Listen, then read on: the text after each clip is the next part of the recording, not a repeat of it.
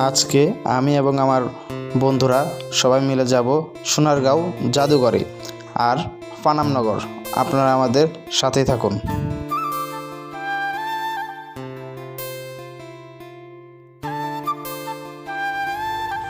আমরা সিএমবি থেকে বাসে উঠেছিলাম।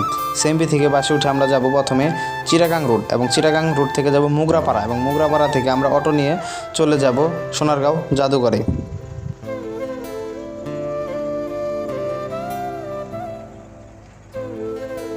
আমরা মোগরাপাড়া স্ট্যান্ডে নেমে সোনারগাঁও যাওয়ার জন্য অটো নিয়েছিলাম। অটোতে সিট ছিল 6টি, কিন্তু আমরা ছিলাম 7 জন। দেখুন আমরা কিভাবে যাচ্ছি।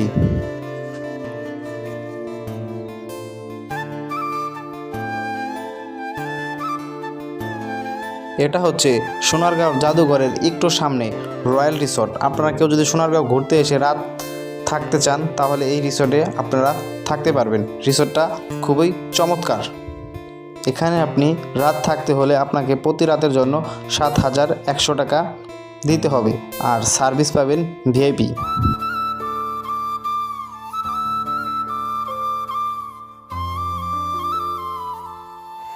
আমরা এখন চলে এসেছি সোনারগাঁও জাদুঘরে। আপনারা দেখতে পাচ্ছেন সোনারগাঁও জাদুঘরের প্রথম গেট। টিকিটের মূল্য ছিল প্রতিজন 50 টাকা এবং স্টুডেন্টের জন্য ছিল 30 টাকা।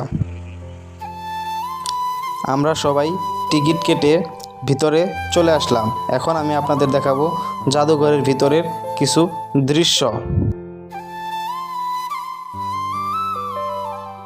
আজকে এখানে ছিলাম আমি, শাকিল, শুভ এবং আব্দুর রহিম।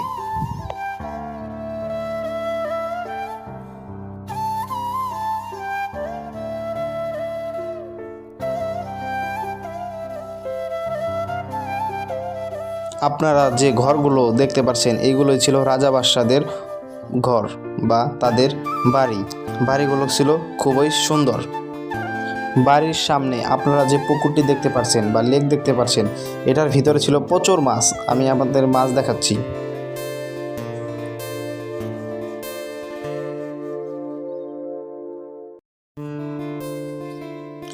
আমরা সবাই এখন আস্তে আস্তে জাদুঘরের আরও ভিতরের দিকে ঢুকতেছিলাম।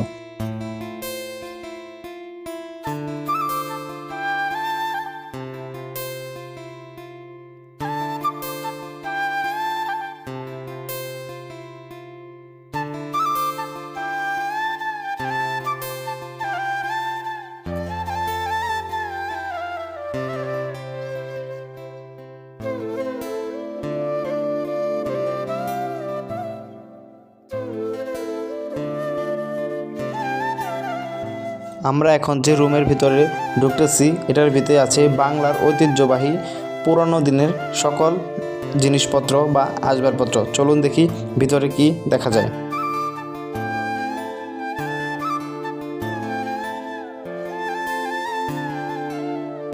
প্রথমেই ছিল শেখ মুজিবুর রহমানের কিছু ছবি এবং যুদ্ধের সময় তোলা কিছু ঐতিহাসিক মুহূর্তের কথা।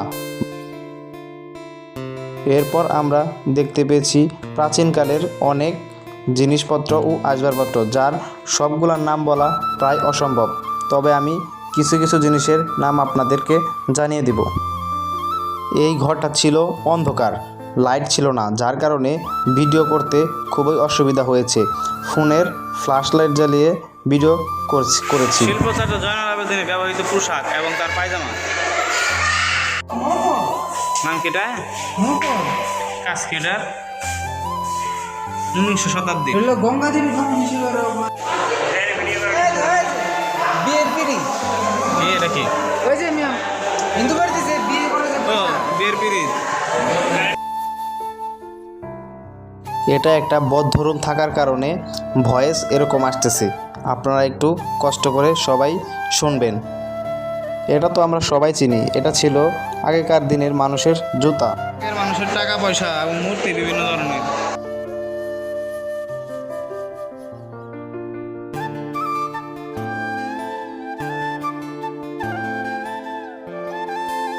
এটা ছিল প্রাচীন মানুষদের কর্মকাণ্ড এবং পিছনে দেখা গিয়েছিল গ্রাম।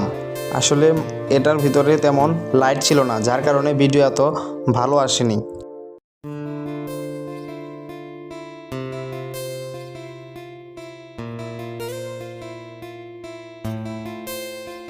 এটা ছিল নকশি কাঁথা, যা আমাদের দেশে মানুষ আগে প্রচুর ব্যবহার করত।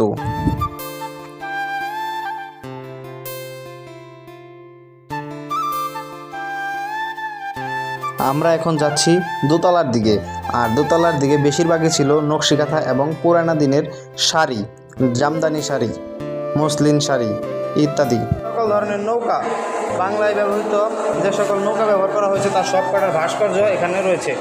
দেখুন, তরোয়াল, রাজা বাসারা যুদ্ধ করতো সেই তরোয়াল এখানে রয়েছে, এবং বিভিন্ন সামগ্রী, বাংলাদেশের বিভিন্ন ফলমূলের ভাস্কর্য এবং তাদের প্রতীক। জামদানি শাড়ি। এগুলো হচ্ছে জামদানি শাড়ি, বিখ্যাত সোনারগাঁওয়ের জামদানি শাড়ি। মিউজিয়ামটার ভিতরে একটা জিনিস ভালো লাগছে, সেটা হচ্ছে এসি আছে,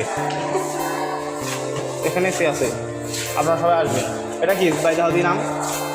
আরে মাটির পাতিল, এটা আমরা জীবনেও দেখিনি, জীবনের প্রথম আমরা মাটির পাতিল দেখলাম। তিনতলার দিকে আমরা এখন যাচ্ছি আস্তে আস্তে, তিনতলার দিকে। আর এগুলো হচ্ছে নকশি কাঁথা, এগুলো পেন্টিং করা, হাতে পাবে না, পেন্টিং করা। বিখ্যাত শীতল পাটি, এটা তামা দিয়ে তৈরি করা হয়েছে। পিতল, এটা কি পানের বাটা, আগে মানুষের পান খেত। আর উক্কা, এটা আমরা গ্রাম বাংলায় উক্কা বলি, পানের থালা। পিতলের তৈরি মাছ ধরার খালই, এটা হচ্ছে পিতলের চালন। আর হলো খালই অনেকগুলো দেখতে পারলাম। সারা জীবন আমরা সবাই জেনেছি যে সাপের মাথায় মণি থাকে, কিন্তু আমি এখানে দেখতে পাচ্ছি সাপের মাথায় চরকি রয়েছে। এখানে বাঘ আর মানুষের যুদ্ধ হয়েছিল, জিতে গিয়েছিল মানুষ আর হেরে গিয়েছিল যুদ্ধ। বাঘ কিন্তু হারে নাই, এর কারণ মানুষ যদি জিতে যায় তাহলে যুদ্ধই হেরে যাবে।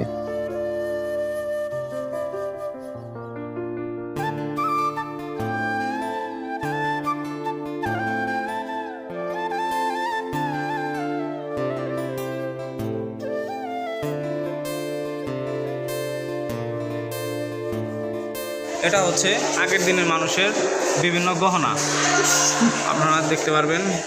আঁচল চাবি এই যে আঁচল চাবি বা হ্যাঁ।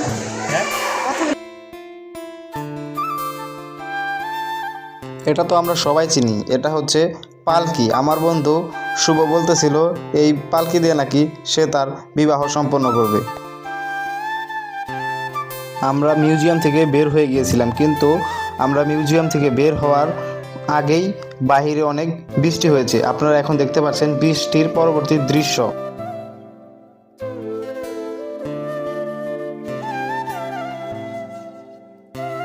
বৃষ্টি শেষ হয়ে যাওয়ার পর দৃশ্যটা ছিল আরও সুন্দর, আরও ভয়ঙ্কর সুন্দর, যা আমরা উপভোগ করতেছিলাম।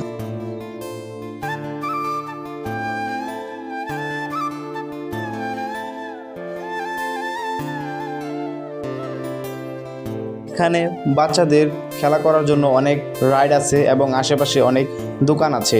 আপনারা চাইলে আপনাদের মন ইচ্ছা মতো কেনাকাটা করতে পারবেন এবং বাচ্চাদের নিয়ে ঘুরতে পারবেন।